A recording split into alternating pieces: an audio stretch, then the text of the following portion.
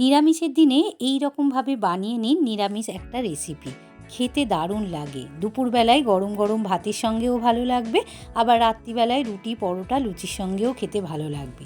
নমস্কার বন্ধুরা, জয়াস কিচেনে আপনাদের জানাই অনেক অনেক স্বাগত। আজকের আমি আবারও চলে এসেছি দারুণ স্বাদের একটা নিরামিষ রেসিপি নিয়ে। বানাবো ডুমুরের ডালনা। খেতে অসাধারণ হয় বন্ধুরা, এইরকমভাবে বাড়িতে একবার হলেও বানিয়ে দেখতে পারেন, খুব ভালো লাগবে। এটা আমার শাশুড়ি মায়ের কাছ থেকে শেখা। উনি দারুণ সুন্দর নিরামিষ রান্না করতেন আর খেতেও খুব ভালো লাগতো।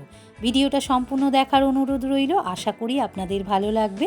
আর যদি ভালো লেগে থাকে লাইক আর বন্ধুদের সঙ্গে শেয়ার করে দেবেন। আর আমার চ্যানেলে নতুন বন্ধু হয়ে থাকলে, ইউটিউব থেকে দেখে থাকলে প্লিজ চ্যানেলটিকে সাবস্ক্রাইব করে পাশে থাকা বেল আইকনটি প্রেস করে দেবেন। আর ফেসবুক থেকে দেখলে পেজটাকে ফলো করে আমার পাশে থাকবেন। তো চলুন শুরু করা যায়। রেসিপিটা বানানোর জন্য এখানে আমি ডুমুর নিয়ে নিয়েছি প্রায় 250 মতো। আর খুব কচি কচি ডুমুরগুলো ছিল। ডুমুরটাকে ভালো করে পরিষ্কার করে ধুয়ে কেটে জল ঝরাতে দিয়েছি। জলের মধ্যে লবণ দিয়ে বেশ করে ফুটিয়ে নিয়েছি ডুমুরটাকে, মানে সেদ্ধ করে নিয়েছি। এই রকমভাবে আগে থাকতে ডুমুরটা যদি সেদ্ধ করে রান্নাটা করা হয় তাহলে রান্নাটা খেতে খুব ভালো হয়। গ্যাসের ওপর কড়া বসিয়ে বেশ কিছুটা সর্ষের তেল দিয়ে দিয়েছি। আজকের আমি সর্ষের তেলেই রান্না করব। চাইলে আপনারা সাদা তেলেও করতে পারেন, তবে সর্ষের তেলে করলে রান্নার টেস্টটা ভালো হয়। এবারে আলুগুলো ভেজে নেব। সমস্ত আলুগুলো দিয়ে ভালো করে লাল লাল করে ভেজে নেব। এখানে আমি দুটো বড় সাইজের আলু নিয়ে নিয়েছি। আলুটাকে এরকম ঠিক বড় বড় টুকরো করে কেটে নিয়েছি। এবার লাল লাল করে ভেজে নেব। আলুগুলো বেশ লালচে করে ভাজা হয়ে গিয়েছে। এবারে আলুগুলোকে একটা পাত্রে তুলে নেব। আলুগুলো ভেজে তোলা হয়ে গিয়েছে। এবার ওই তেলের মধ্যে দিয়ে দিলাম অল্প একটু তেজপাতা, আর দিয়ে দিলাম কাঁচা লঙ্কা, দুটো কাঁচা লঙ্কা চেলা করে, একটা শুকনো লঙ্কা, আর দিয়ে দিলাম ছোটো চামচের 1 চামচের মতো জিরে।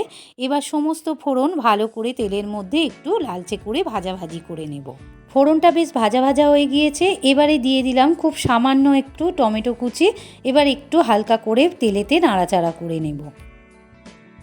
টমেটোটা বেশ ভাজা ভাজা হয়ে গিয়েছে। এবারে দিয়ে দেওয়া আদা বাটা।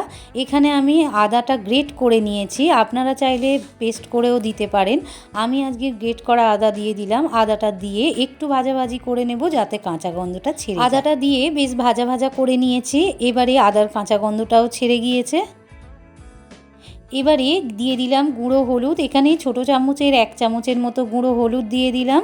দিয়ে দিলাম লঙ্কার গুঁড়ো, ঝাল লঙ্কার গুঁড়ো ছোটো চামচের 1/2 চামচ। ঝালটা অবশ্যই আপনারা বুঝে দেবেন।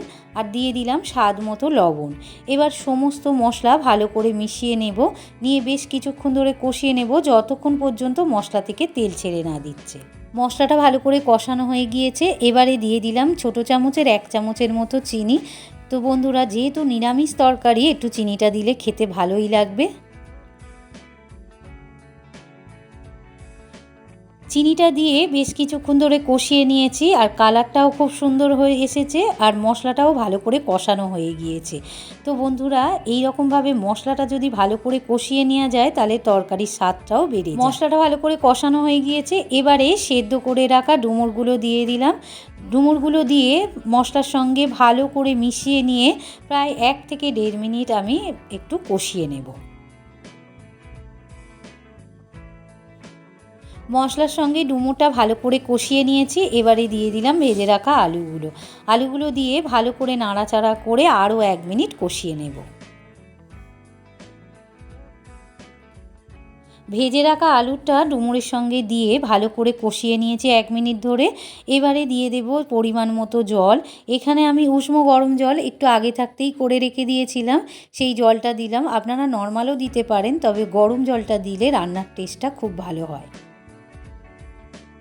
এবারে ঢাকা চাপা দিয়ে 5 মিনিট ফুটিয়ে নেব। 5 মিনিট পর ঢাকাটা সরিয়ে নিয়েছি। আলুগুলো ভালো করে সেদ্ধ হয়ে গিয়েছে। এবারে দিয়ে দেব গুঁড়ো গরম মশলা। এখানে সানরাইসের গুঁড়ো গরম মশলা দিয়ে দিলাম খুব সামান্য পরিমাণে। গরম মশলাটা দিয়ে 1 মিনিট ফুটিয়ে নিয়েছি। এখানে আপনারা ঘিও দিতে পারেন, ঘিটা দিলে খেতে আরও ভালো হয়। আমি আজকে ঘি দিলাম না। এই সময় মানে সেদ্ধ করা আলুগুলো একটুখানি ভেঙে ভেঙে দেবেন, 2-1টা আলু, এতে খেতে আরও ভালো লাগবে। তো বন্ধুরা, রেসিপিটা আপনাদের কেমন লাগলো?